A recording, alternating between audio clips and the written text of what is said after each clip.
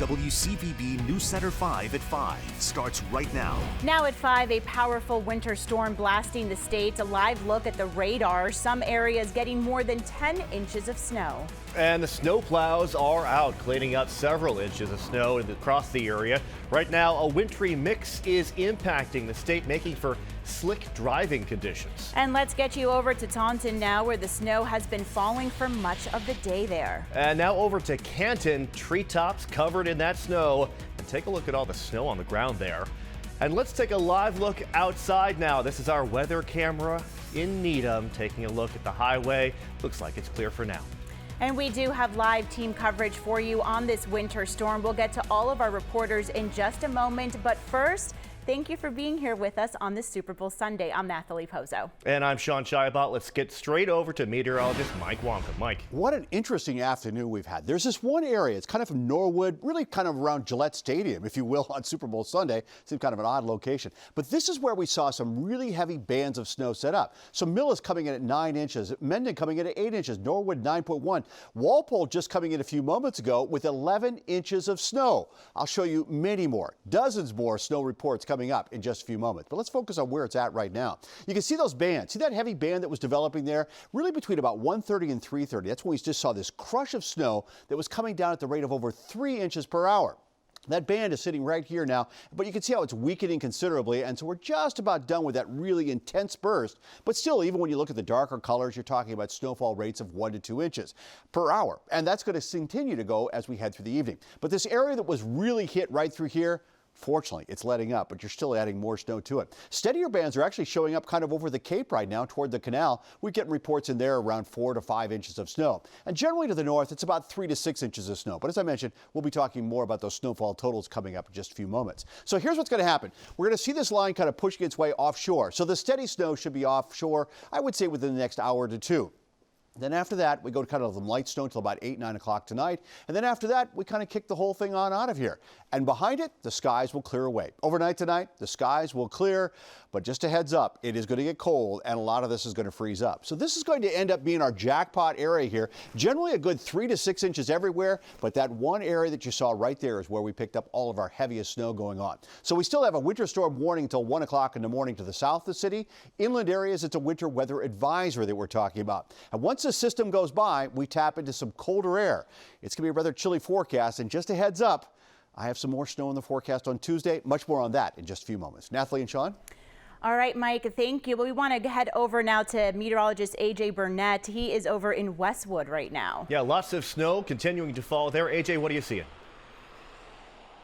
Still lots of snow, although it's starting to feel like it's changing a little bit over to maybe kind of like some ice grains or snow grains out here. Whatever it is, it's coming down a lot wetter than it did just a little while ago. Let me show you what's going on. We are in Westwood right now, right on 128 here. You're looking at the headlights that you see off in the distance are heading northbound, the brake lights heading southbound. And I'll tell you, when this snow started earlier this morning, it came down like gangbusters pretty quick.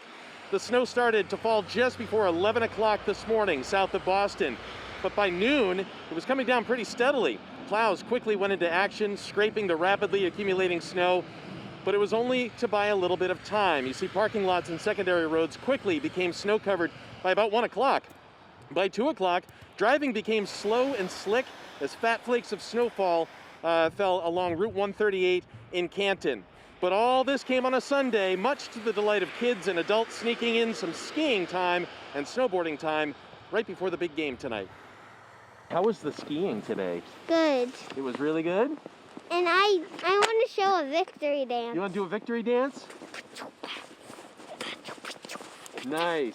Is that your victory dance because you got new snow today on a Sunday when you can go skiing? It's actually not because I'm having a donut after it. You're having a donut after the skiing? Yes. How could this day get any better? Well, this day certainly didn't get any better for my photographer, Kevin Krisick, who took a face full of snow as a plow went by here on 128. We're back here live now, and The roads are still snow covered, but we are down to some pavement right now. Traffic seems to be moving along nicely. I'd say all in all, the road crews, at least in this part of the state, have done a really excellent job keeping up with this. Secondary roads, of course, are going to be a little more treacherous. And of course, your local roadways still probably snow covered. You're going to want to use a lot of caution if you're heading out just in the few hours before the big game starts.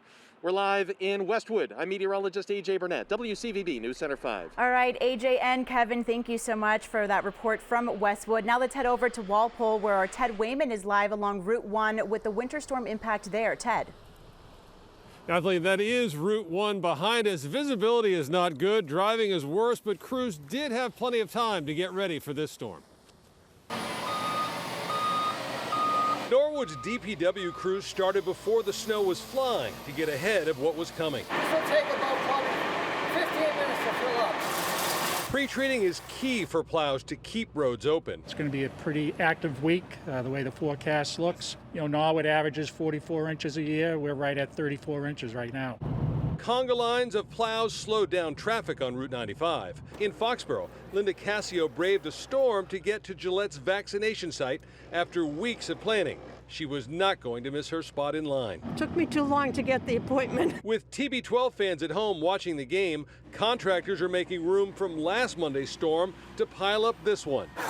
Maybe the happiest with this storm's arrival are skiers back at Blue Hill in large numbers. Mass DOT tonight are asking people to stay off state roads like Route 1 so crews can get them cleared up for the Monday morning commute. Reporting live in Walpole, I'm Ted Wayman, WCVB News Center 5. And Ted, thank you so much. Another place we're seeing lots of snowfall right now is west of Boston. Yeah, Sarah Conti joins us live from a rest stop in Natick. Sarah, how are the driving conditions there? They're not great. Some fat flakes are falling here. We are along the pike eastbound, and actually visibility has improved just a hair. It's been tough going all afternoon. A lot of drivers telling us that the roads are slick. We've all seen some vehicles that are sliding and off to the side of the road. Plows are out, but it's been hard to keep up with the rate of snow falling. The speed limit on the pike down to 40 miles per hour for the entire length from New York all the way into Boston. Also, no special permitted vehicles are allowed on the pike as of right now.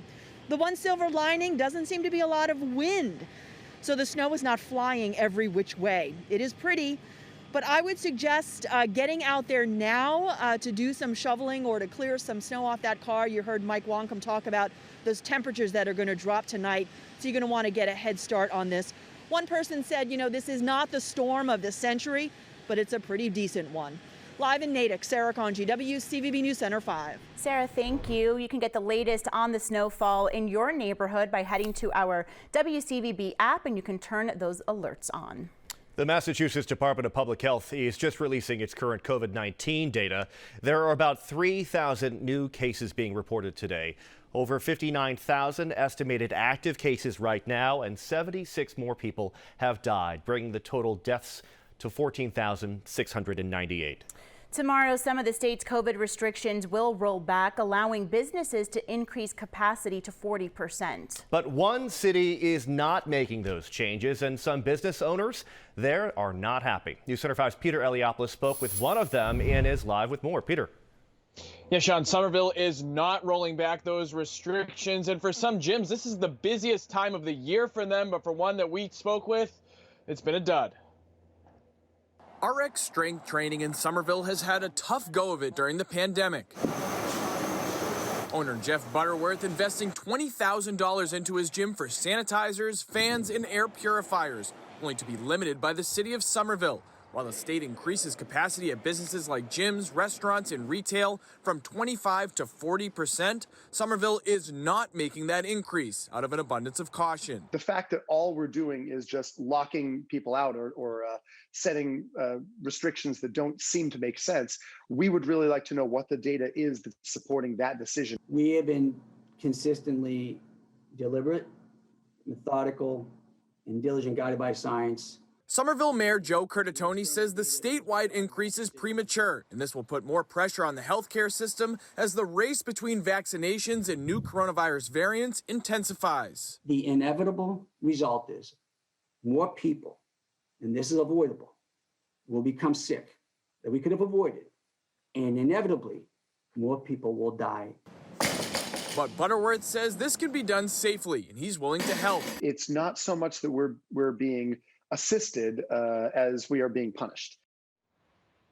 Now, Somerville just started allowing 25% capacity on Monday, as did Boston. Now, Boston and the rest of the state will move up to 40% capacity starting tomorrow. Again, Somerville staying right there at 25%. Reporting live tonight, I'm Peter Eliopoulos, WCVB News Center 5. Peter, thank you. We have breaking news out of Taunton where there's been a double stabbing. News Center 5's Todd Gaskiewicz is live there in Taunton. And Todd, we know that 2 adults were hurt. What else are you learning? Well, Sean, at this hour, a suspect is in custody. Taunton police and state police are continuing to investigate. But here's what we know at this hour. Taunton police got the call around 11 o'clock this morning for a stabbing on Cohannet Street, which is less than a mile from police headquarters. Officers found 2 adult victims with stab wounds. The injuries are considered to be serious. Taunton police believe the incident was not random. The suspect was arrested a short time later in Norton. That's according to a Sun Chronicle newspaper article that Norton police shared on their Facebook page.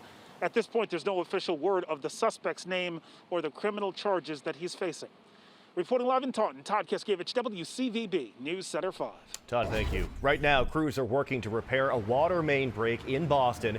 It happened this morning on Neponset Circle under I-93. Traffic was backed up all the way to exit 12 on Gallivan Boulevard. State police say you should expect delays until late tonight. Well, Super Bowl 55 is now just over an hour away. Tom Brady set up to play in his 10th Super Bowl, and fans are locked in. SportsCenter 5's Duke Castiglione is here with a preview. Duke. Nathalie, and if Brady and the Buccaneers beat Patrick Mahomes and the Chiefs today, Brady will be picking up his 7th Super Bowl ring. Tampa Bay is red hot going into this game, winning their last 4 regular season games, then 3 playoff games on the road. Brady asked an interesting question this week. Does Super Bowl experience matter once the game actually starts? Experience doesn't matter. Playing well matters. The team that wins is not going to be the most experienced team. It's going to be the team that plays the best. So we got to prepare the best. We got to execute the best. We got to perform the best under pressure. And if we do that, we'll be champions. And if we don't, we won't be. Mahomes and the Chiefs are the defending Super Bowl champs. They're 3-point favorites. Should be an interesting game. Nathalie, Sean. All right, Duke, thank you. Well, still to come, our History and Hope Black History series continues. Introducing you to a veteran who grew up in the segregated South. He shares his fight for equality. Mike. Well, we continue to track that storm as it winds its way on through. I'll have the timeline on when it moves out and an early look at how much snow we could get on Tuesday. And another live look outside at our driving shot here. This is our traffic cam in Saugus. You could see the snow is coming down there. Looks like some plows have made their way through the streets there as cars make their way.